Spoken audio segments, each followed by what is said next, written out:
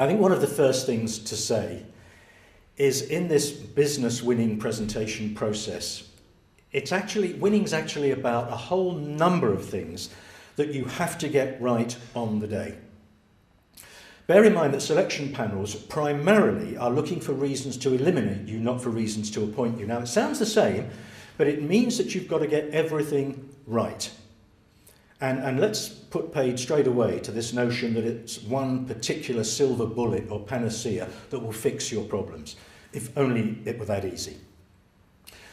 You know, there are people who say, look, get your pauses right, provide you with gravitas and a chance to think. Others swear by correct breathing and posture and techniques. Those things are very helpful in terms of delivery. Actors will say it's all about projection of self and voice. Again, very helpful, but ask yourself how many mandates your people have won as a result of breathing more effectively or pausing. Helpful. The point here is that it's about a whole range of things that you have to get right. It's about the ability of the team, because it's very often a team that's making the presentation, to look and feel choreographed, as if they're happy to be working together. The ability to send out all these intangible qualities that people are looking for. Confidence, chemistry, trust, the ability to articulate your vision and your propositions with clarity, and where appropriate, with some wit and humour.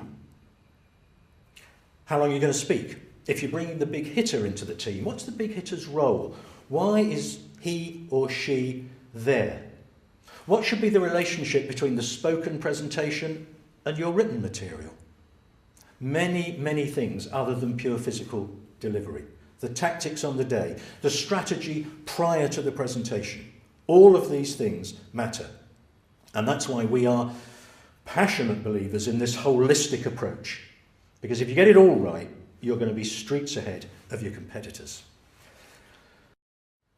Secondly, and something you can do quite quickly, is bear in mind that 40% of new business wins come from teams who've gone on first. So if you can, get in that pole position.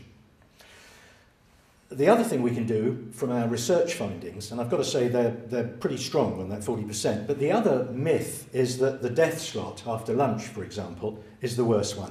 In actual fact, all the others rate about the same. So first after lunch, last in the day, whatever it is, they're all about the same. If you want to literally treble your chances of a win, then try and get that pole position. Thirdly, well, you all know this really. Practice, practice, practice. Arnold Palmer, the more I practice, the luckier I seem to get. Put the effort into practice, because I bet you'd rather spend 2 hours in practice than 2 hours in a post-mortem with your CEO discussing why you lost.